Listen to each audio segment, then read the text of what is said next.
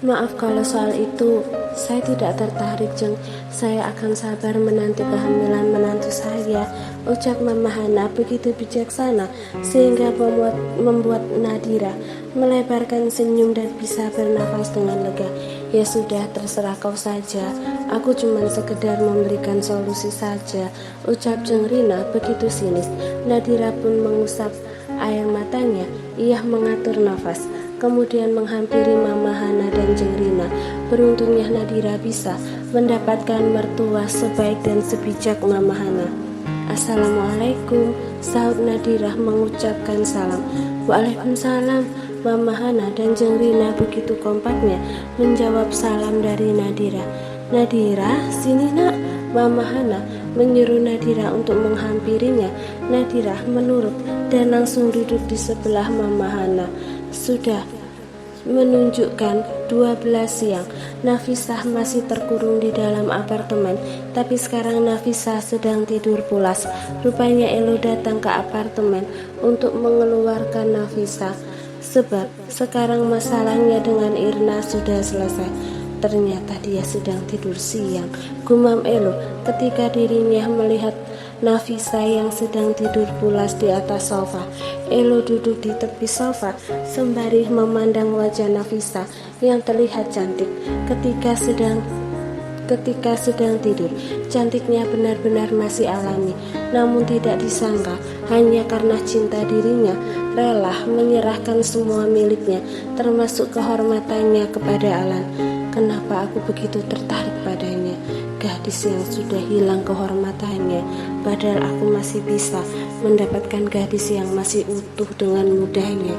Tapi entah kenapa aku malah memilih Nafisah sebagai istri kontrakku, istri sementara sampai dia memberikan anak untukku.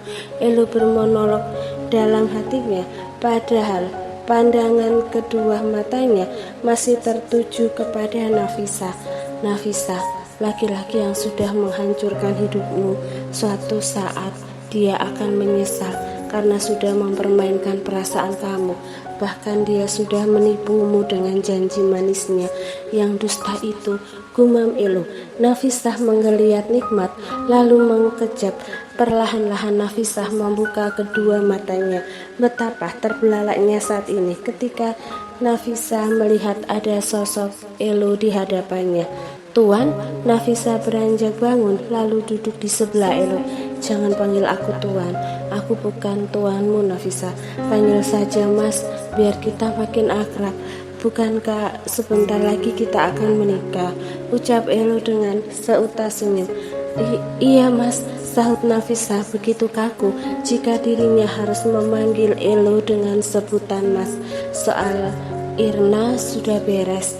Kau tenang saja, Irna tidak akan mengganggumu lagi, ujar Elo sembari mengelus pipi kanan Nafisah serta menatap Nafisah dengan intens. Apakah Tante Irna menyulitkan kamu, Mas? Tanya Nafisah. Tidak, dia cuma meminta tebusan sebagai ganti rugi sebanyak 1 M, jawab Elo santai. What? Mas Elo serius Tante Irna meminta uang sebanyak itu? Tanya Nafisah merasa tidak percaya dengan apa yang sudah dikatakan oleh Elo. Iya, aku serius, tapi ya sudah, kamu jangan terlalu pikirkan soal itu Nafisah. Yang terpenting sekarang, hidup kamu sudah aman. Kau cukup lakukan tugasmu saja. Bagaimana caranya agar kau secepatnya bisa hamil? Dalam waktu dekat, aku akan menikahi kamu, tutur Elo yang masih menyentuh pipinya Nafisah. Iya Mas, kata dokter Ririn juga kan kita harus melakukannya ketika aku sudah selesai datang tamu. Sebab itu lagi masa-masa subur, ucap Nafisah teringat apa yang waktu itu dokter Ririn katakan. Iya, kamu benar, aku baru mengingatnya. Elo dan Nafisah asik berbincang hangat, sedangkan Nadira masih di rumah Mama Hana, tapi Jeng Rina sudah pulang. Bagaimana rasanya, Ma? Tanya Nadira kepada Mama Hana yang sedang memakan cake stroberi buatan Nadira. Enak juga, rasanya lembut dan Manisnya sangat pas sekali. Bagaimana kalau sekarang kita bikin rainbow cake? Seru Mama Hana mengajak Nadira membuat rainbow cake. Boleh juga, Ma, seru Nadira. Nadira semakin beruntung saja karena bisa akrab dengan mamah mertuanya. Jarang sekali ada menantu dan mertua bisa akur. Nadira berharap semoga secepatnya dirinya bisa hamil agar ia bisa memberikan cucu. Nadira meraih tangan Mama Hana, menggenggamnya dengan erat. Maafkan aku, Ma, Sampai saat ini Nadira belum bisa memberikan cucu untuk Mama. Nadira dan Mas Elo berusaha semaksimal mungkin, tapi hasilnya selalu negatif, ucap Nadira dengan lirih. Air mata Nadira kembali menitik. Betapa sedihnya karena belum bisa menjadi menantu yang sempurna. Mama Hana mengusap air mata Nadira yang terus menitik. Jangan bersedih sayang, sabar, mungkin belum rezekinya. Yang penting Mama dan Elo masih tetap sabar menanti. Sudah, jangan bersedih. Ayo sekarang kita bikin rainbow cake. Mama Hana tersenyum lebar, tangannya menyentuh pipi kanan Nadira. Meskipun dalam hatinya Mama Hana sudah sangat berharap ingin sekali menimang cucu, mengingat kondisinya yang saat ini sedang mengidap penyakit jantung kronis. Sebelum ajal menjemputnya, ia ingin sekali mendapatkan seorang cucu dari Nadira dan Elo. Ayo Ma, seru Nadira menghapus air matanya. Nadira kembali tersenyum. Ya Tuhan, semoga dalam waktu dekat ini aku bisa hamil, ucap Nadira dalam hatinya. Esok harinya, Nafisah sudah tidak tinggal di apartemen lagi. Saat ini Nafisah sedang jalan-jalan santai di sekitaran taman kota. Hari ini adalah hari weekend, banyak anak-anak remaja sedang bersantai di taman. Kebetulan sekali ada Elo dan Nadira sedang jalan-jalan santai. Keduanya menggunakan pakaian olahraga yang senada sehingga terlihat begitu serasi. Sayang, kita harus rajin berolahraga biar kita sehat. Nadira menggenggam tangan Elo dengan eratnya seakan tidak mau lepas. Iya dong sayang. Elo mengacak-acak puncak rambut Nadira secara lembut. Meskipun Nadira mempunyai kekurangan, tapi rasa cinta Elo kepada Nadira tidak akan pudar. Nadira adalah cintanya, meskipun suatu saat nanti Elo menjadikan Nafisah sebagai istri keduanya. Nadira, maafkan aku sayang, aku terpaksa harus melakukan ini agar aku bisa mendapatkan keturunan. Tapi percayalah sayang, cintaku tidak akan pernah pudar. Selamanya kau akan menjadi istriku. Aku berharap kau tidak pernah mengetahui soal pernikahan kontrak aku dengan Nafisah. Elo terus bermonolog dalam hatinya. Tak sengaja Elo dan Nadira berpapasan dengan Nafisah. Elo dan Nafisah tercengang, tapi keduanya pura-pura tidak saling kenal. Akan tetapi malah Nadira yang menghentikan langkahnya Nafisah. Sepertinya Nadira masih mengenali Nafisah, gadis remaja yang waktu itu tak sengaja bertubrukan dengannya di supermarket. Wait, kalau nggak salah kita ini pernah bertemu kan? Tanya Nadira kepada Nafisah. Nafisah menggaruk-garuk pelipisnya yang tidak gatal sama sekali. Iya mbak, jawab Nafisah kaku. Elo terus memainkan ponselnya agar tidak dicurigai oleh Nadira. Dalam hati Elo terus berkata, kenapa Nadira bisa mengenali Nafisah? Memangnya dunia ini terlalu sempit apa sehingga istriku bisa mengenal calon istriku yang otomatis akan menjadi madunya. Siapa nama kamu? Tanya Nadira sembari mengelurkan tangan kanannya kepada Nafisah. Berkenalan. Bola mata Nafisah sedikit melirik ke arah Elo. Dengan gesitnya Elo langsung memberikan kode menyuruh Nafisah untuk segera pergi. Ia tidak mau jika Nadira bisa berteman baik dengan Nafisah. Nafisah sangat mengerti kode yang diberikan Elo padanya. Maaf ya mbak, aku duluan. Dengan langkah gontai, Nafisah pergi menyelonong begitu saja tanpa menjawab pertanyaan dari Nadira. Aneh sekali dia, Mas. Padahal aku cuma ingin mengajak berkenalan saja, desis Nadira. Elo langsung merangkul kedua bahu Nadira. Lagian kamu aneh sayang, masa ingin berkenalan dengan orang asing? Jika orang itu jahat bagaimana? Iya Mas, apa yang kamu katakan ada benarnya juga, ucap Nadira sembari bersandar di bahu Elo. Kebetulan sekali di taman ada Alan dan Sania. Apakah nanti Alan akan bertemu dengan Nafisa di taman ini? Nafisa sedang duduk santai di sebuah bangku taman di bawah pohon rindang.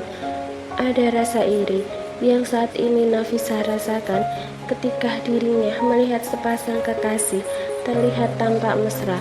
Hanya dirinya yang duduk termenung tanpa ada pasangan. Nafisa terlintas saat-saat sedang bersama Alan. Setiap weekend Alan selalu mengajak Nafisa ke taman ini.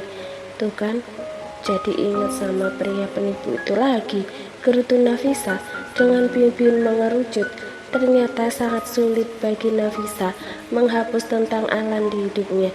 Bagaimana bisa, sebab Alan adalah cinta pertamanya, pria yang pertama kali Nafisa cintai selain ayahnya. Rasa sayang Nafisa kepada Alan begitu sangat besar sehingga dengan mudahnya Nafisa menyerahkan seluruh miliknya pada Alan. Alan dan Sania ada di taman itu. Keduanya sedang bermain balon gelembung. Terlihat sekali kedua pasangan itu tampak sangat bahagia. Alan terus berlarian kecil mengejar Sania. "Ayo kejar aku!" teriak Sania dengan penuh canda tawa. Alan berhasil menangkap Sania, mengangkat tubuh mungil Sania, kemudian memutar-mutar tubuhnya sembari mengangkat tubuh Sania. Nafisa melihat semuanya. Hatinya sakit melihat Alan sebahagia itu dengan wanita lain. Dulu ketika masa-masa pacaran dengan Alan, dirinya sering sekali diperlakukan itu, sehingga kini Nafisa begitu cemburu melihatnya. Ternyata Kak Alan sudah mempunyai pasangan lagi. Begitu mudahnya dia melupakan aku, ucap Nafisa lirih. Nafisa memberanikan diri menghampiri Alan dan Sania. Niatnya Nafisa akan mengucapkan selamat, sebab ia mengira jika keduanya sudah jadian, padahal belum, masih tahap PDKT. "Hai," sapa Nafisa dengan manis. Ia mencoba menahan rasa cemburunya dan mencoba bersikap biasa saja di depan Alan. "Nafisa?" Alan tercengang kala dirinya melihat ada Nafisa yang berdiri di dekatnya. "Selamat." Nafisa mengulurkan tangan kanannya kepada Alan dengan ragu-ragu. Alan menerima uluran tangan Nafisa. "Selamat buat apa?" tanya Alan yang masih menggenggam tangan Nafisa. "Selamat karena kamu sudah mendapatkan wanita yang sangat cantik dan modis," ucap Nafisa mencoba menutupi rasa sakit hatinya dengan senyuman yang terus ia pancarkan. "Maaf ya Kak, aku dan Kak Alan belum pacaran kok, kita cuma teman." "Apakah kakak pacarnya Kak Alan?" tanya Sania dengan tatapan penuh penyelidikan. Apalagi Alan dan Nafisa masih pegangan tangan sehingga membuat Sania mencurigai jika ada hubungan spesial di antara keduanya. "Oh bukan," dengan gesiknya Nafisa melepaskan pegangan tangannya. "Aku bukan siapa-siapanya, hanya sekedar teman," jawab Nafisa santai lalu nyelonong pergi begitu saja. "Kok aku merasa kalian pernah ada hubungan dekat?" cetus Sania. "Cuman perasaan kamu saja, aku dan dia nggak ada hubungan apa-apa kok," ucap Alan merangkul Sania, berusaha untuk meyakinkan Sania. Siang harinya Nafisa merasakan sakit kram di perutnya. Rasanya kramnya tidak bisa ia tahan. "Kenapa sakit sekali?" Nafisa melihat tanggal di kalender ponselnya. "Pantas saja, ini waktunya aku datang tamu bulanan.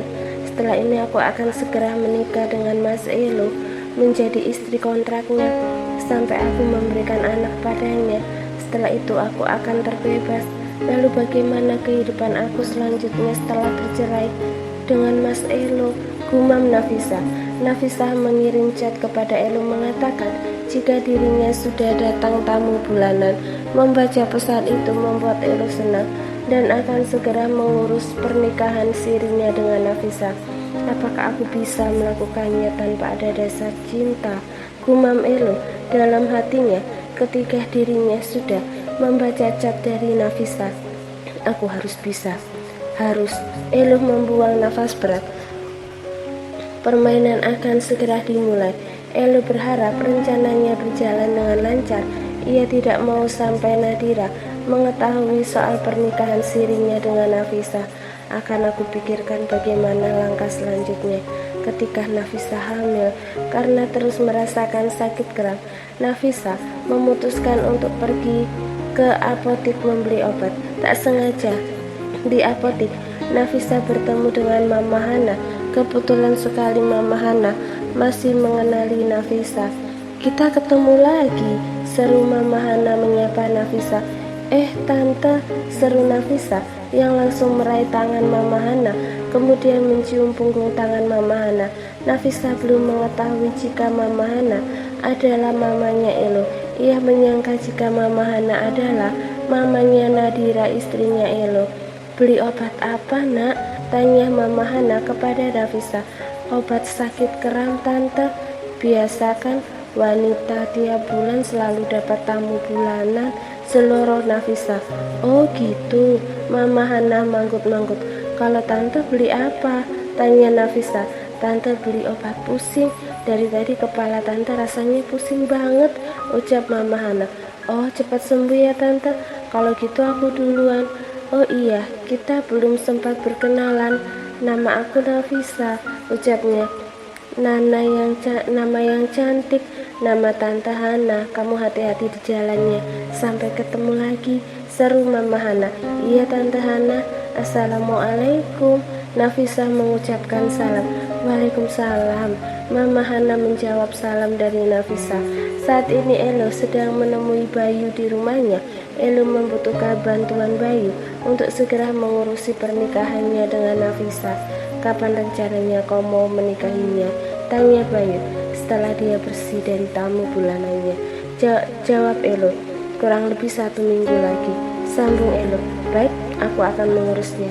Semoga rencana kamu yang menurutku sangat konyol, semoga lancar. Pernikahan kamu dengan Nadira tetap langgeng, ucap Bayu.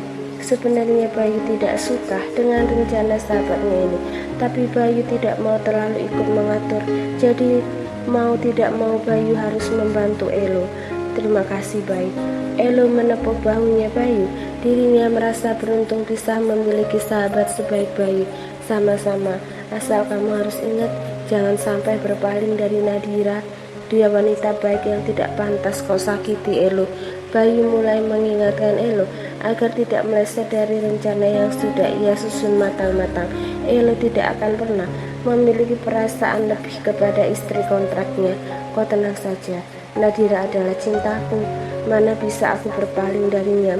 Kau ingat zaman dulu ketika kuliah, aku begitu susahnya mendapatkan cinta Nadira. Elo mulai nostalgia betapa sulitnya waktu itu untuk dekat dengan Nadira dan mendapatkan cintanya. Iya, aku ingat, makanya jangan pernah sakiti dia. Bayu menepuk-nepuk bahunya Elo. Iya, kau tenang saja. Elo membuang nafas kasar. Mau tidak mau Elo harus melakukan ini. Elo terpaksa harus mendua demi untuk mendapatkan keturunan. Jika tidak dengan cara ini, kemungkinan selamanya Elo tidak akan mempunyai keturunan. Mama Hana tidak akan pernah merasakan menimang cucu sampai akhir hayatnya. Maafkan aku Nadira, Elo berkata dalam hatinya. Setelah dari apotik, Nafisa memutuskan pergi ke warteg pinggiran jalan. Cacingnya terus saja demo meminta asupan makanan. Kebetulan sekali di dalam warteg itu ada Alan dan Tony. Meskipun warteg pinggiran, tapi kualitas makanannya terjamin sehat. Warteg itu selalu menjadi tempat makanan favorit Alan dan Nafisa. Oh my god, Nafisa tepuk jidat. Kenapa harus bertemu dia lagi sih? Kesal Nafisa. Nafisa pun pura-pura tidak melihat Alan. Ia cuek saja ketika meraih kursi dan duduk di kursi yang jaraknya tidak jauh dengan Alan. Ada Nafisa tuh, bisik Tony kepada Alan. Kedua bola mata Alan langsung memutar ke arah Nafisa. kenapa bertemu lagi? Gumam Alan dalam hati. Alan terus memperhatikan Nafisa, tapi yang ia perhatikan pura-pura tidak menyadarinya. Si Nafisa buat gue saja, cetus Tony. Alan langsung menatap sinis ke arah Tony. Maksud kamu apa? Tanya Alan dengan tatapan begitu menyeramkan. Iya, Nafisa buat gue saja. Mau gue pacarin gitu? Siapa tahu gue juga bisa mencicipi semua milik Nafisa. Seluruh Tony membuat Alan refleks saja mengepal kedua tangannya.